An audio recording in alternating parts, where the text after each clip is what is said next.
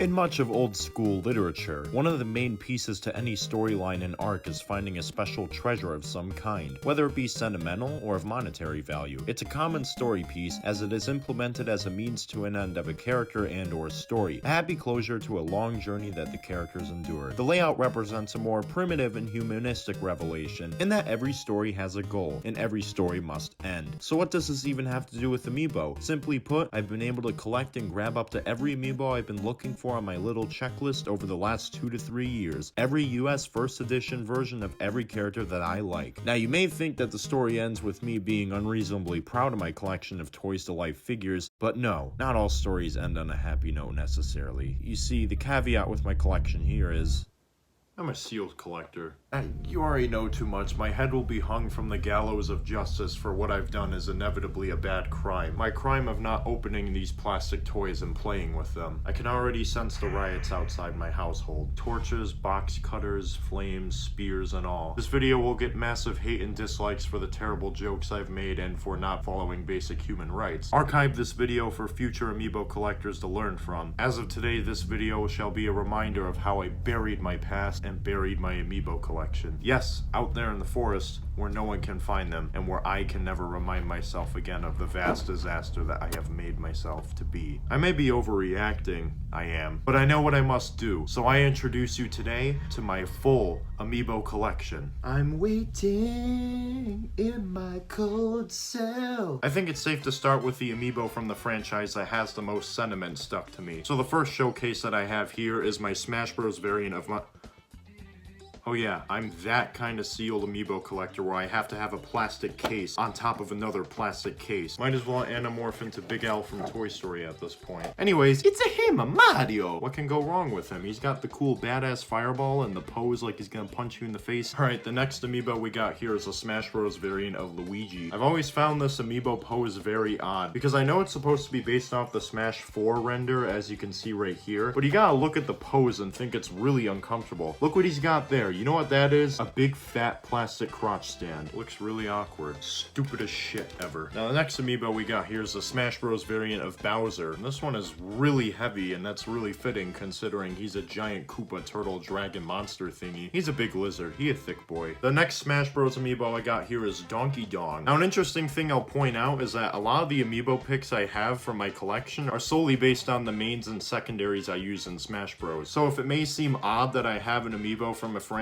I don't know, say Kirby or Fire Emblem, that's because I usually have a main from Smash Bros that I have in Amiibo form. It's a weird representation, but Donkey Kong here, for example, is a character I've mained for a long time. Now that's the look of confidence right there. That's the look you give when you want to NBA Jam dunk on those fuckers off stage. The next Mario Amiibo I've got here is Wario from Smash Bros. This one has a lot of sentimental value to me, as it's also a main that my little brother uses. I have fond memories of playing with him in Brawl and playing against my brother's tough-ass Wario as well. It's a consumerism personification of my love for my little brother. Here's a non-Smash related Mario Amiibo, the standard Mario from the Super Mario series. What's he do? He looks like he does something in Mario Party. I've got no clue or remembrance, because one thing about being a sealed Amiibo collector is that you never get the chance to see what these Amiibo do in their respective games. Granted, I've never actually played a lot of the games that these Amiibo are compatible with, because I've never always had the time or have had them on my person to play. Speaking of useless, like sealed Amiibo collectors, the next Amiibo I got here is literally the other Mario variant, but wrapped in tinfoil. I know it does stuff in-game that's different from the other Mario Amiibo. Look at it though, it's literally the other Mario, but with the silver pose. I don't know,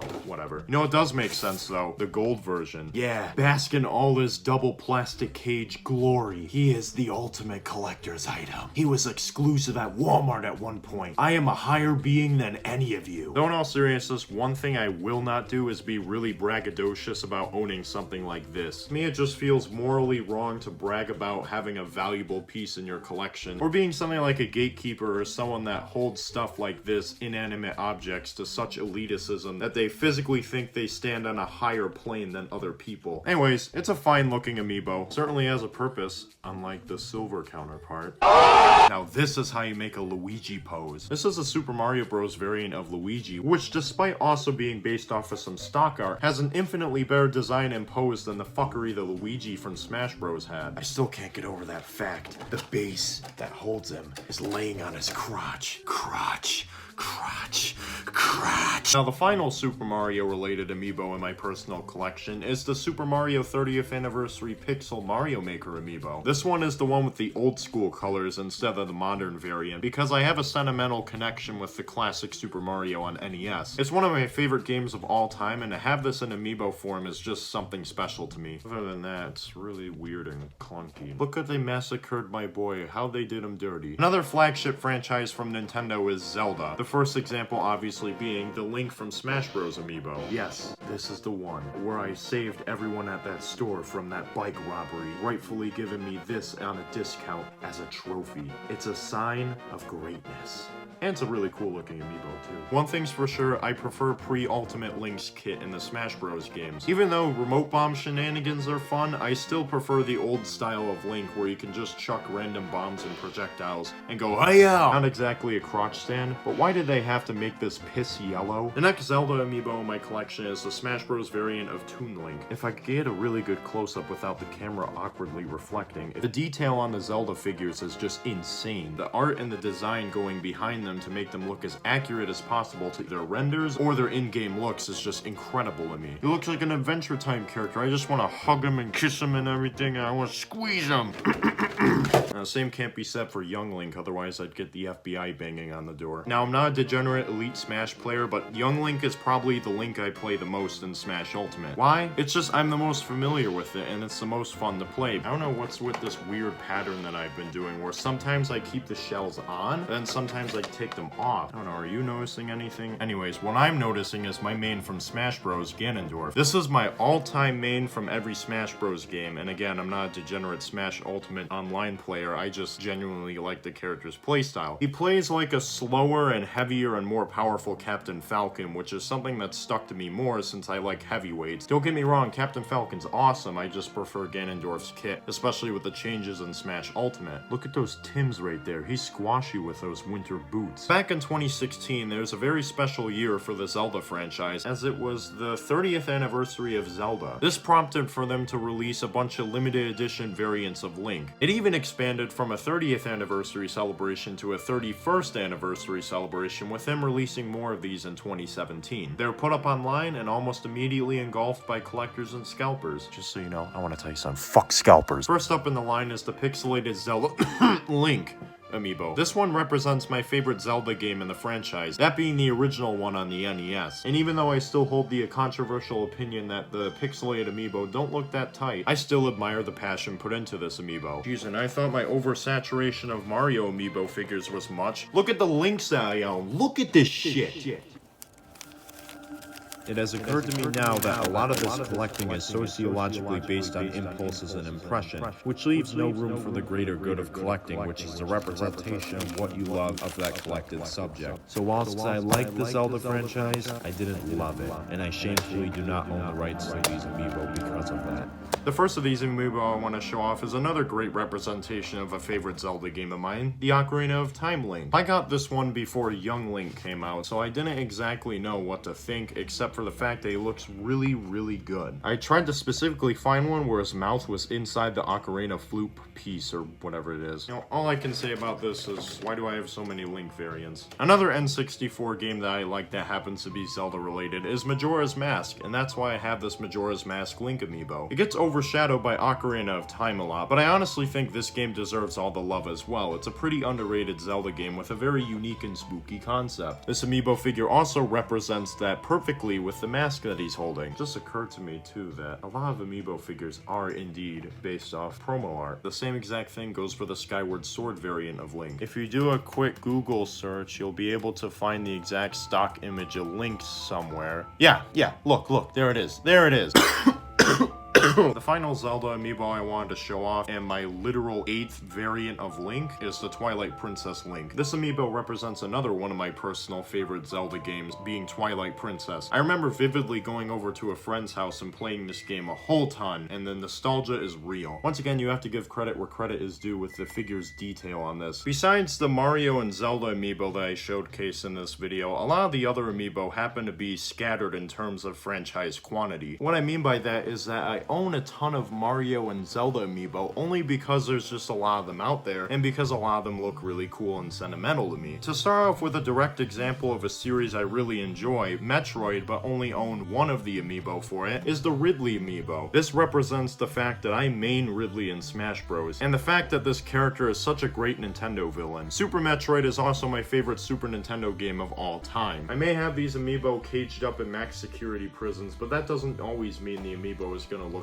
prime. And look at this dent. It looks like a sidewalk crack, but if it was fucked up by an earthquake. You know how earlier I used Kirby as an example of a franchise I barely know anything about? Well, here's the Meta Knight Smash Bros variant amiibo that was at one point a Best Buy exclusive. This is the only Kirby related amiibo that I own, but that's only because I mained Meta Knight in Smash Brawl for a long time. There are many fond memories where I played Meta Knight with my friends in Brawl, but not on the competitive standpoint, just on a casual standpoint when I was like 12 years old and I didn't know what the fuck I was doing. One more throwback, it'd be cool if this was a factory era amiibo where his mask was upside down. That'd be really cool. A lot of the characters I main are prime suspects for characters that are considered degenerate, and thus are associated with players that are also degenerate. I'm a Seal amiibo collector, which is also degenerate. Does that mean I embody degeneracy? Interestingly enough, this is the only Pokemon amiibo that I own in my collection, that being Lucario. This also happens to be the only amiibo in my collection that is not first edition. If there's just the Wii U on the back, kind of like this right here, then it's first edition. But if it has a 3DS, a Wii U, and or a Switch, then it's not first edition. This is the only Pokemon amiibo that I own because it's a favorite Pokemon of mine. Since he's one of my favorite Pokemon, why the fuck did they do him so dirty? He's got another crotch pole shoved up his ass. Why? Segueing into another amiibo with the same bullshit fuckery as Captain Falcon. Are his legs that weak? I mean, look at that. Well, grudges aside, this one makes sense from an architectural standpoint as he's only being held up by one foot. Not only that, but he still looks awesome and hella detailed in this pose. Look at that, he's ready to Falcon punch you. I love this guy. Oh boy. So I only own one Pokemon amiibo, which is a franchise I've poured thousands of hours to and love really dearly. But then I've got 3 Fire Emblem characters which I haven't breathed near any of their games. First up, you got the gorgeous Martha figure. Since he's a first edition, yeah, that face. Don't worry, Marth, they still love you. On the other hand here, we got the Ike amiibo, which makes all the girls scream. And all the guys too, if you know what I mean. So to talk about Ike and to represent all the other Fire Emblem characters as to why I have them in amiibo form, is because I simply use them a lot in Smash Bros. Swordfire characters have always been a lot of fun to me, as they've been character types that have resonated with me the most. With Ike in particular, he's a heavy hitter, with a cool-ass cape and aesthetic that he holds, a fucking two-handed claymore, which I would love to wield in an actual apocalypse, and I've got the brain power of the average Ike main in Smash Bros. The final Fire Emblem amiibo that I have here is Roy. Originally, I didn't really like this character as of Smash 4 when I bought the DLC. I played him for a bit and then I kinda dropped him. 6 months later, I end up picking up him again, then I realize how much fun it is to neutral jab into a whole bunch of aerial combos. Now, a triple threat of amiibo that I own that is completely justified on the other hand is the 3 Mega Man amiibo. Mega Man, Rockman, whatever you want to call it, is one of my favorite platforming franchises of all time. When I was younger, I would always play the original NES Mega Man games, and I'd always have such a blast playing them. So when I found out Mega Man was in Smash 4 upon the release trailer, I lost my shit. So what ended up happening when I got to play him finally?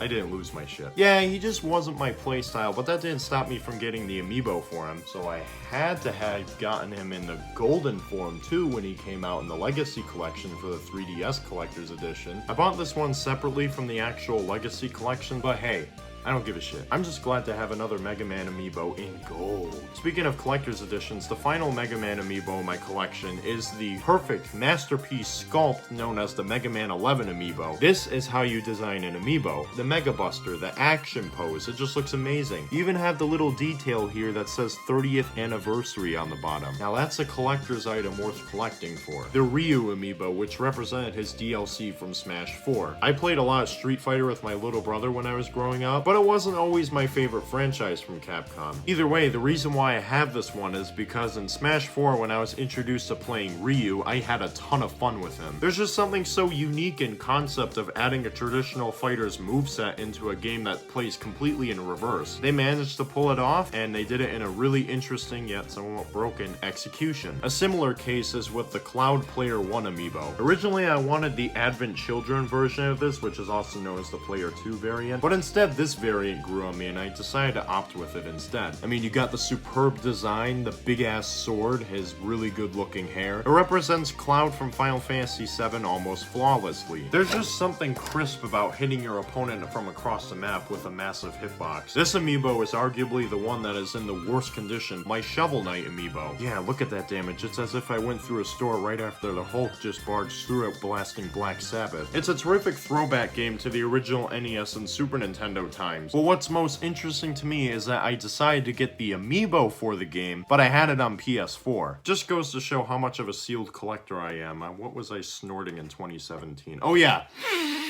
Another cool tip that I really encourage more amiibo to do in the future is the interesting ability to scan him while he's sealed. Sure, it'd encourage more suspicious kids to walk into Best Buy every day with their 3DSs open, but at least it's a good idea.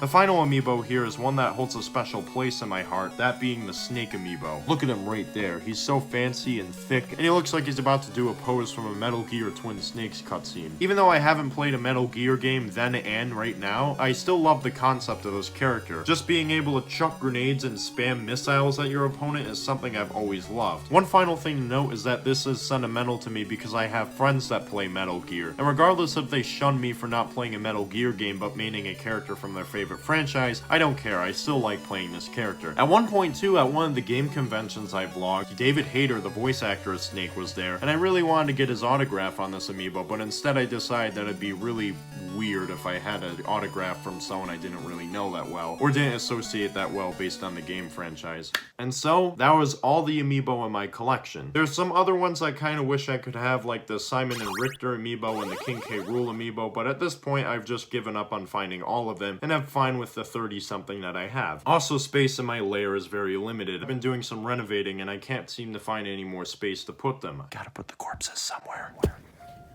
It was fun while it lasted, amiibo. We'll see you on the other side.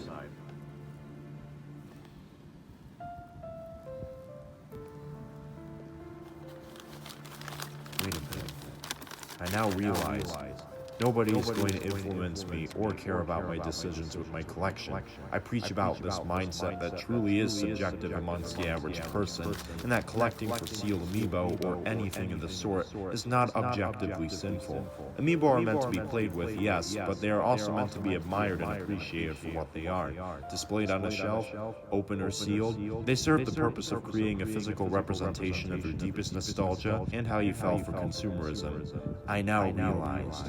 This whole trip here was a waste of time. I just came up in the middle of the mountains and the woods with a 60-pound bag of sealed amiibo for no reason, but other than to dig a hole in the middle of the woods for no reason. So know what? This Toad amiibo that I absolutely hate in all truth is the absolute representation of my waste of fucking time here. Good riddance.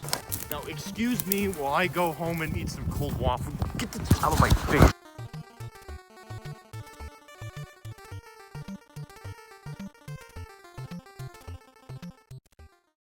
Obey me, Wario. I am your master. Mario is your enemy.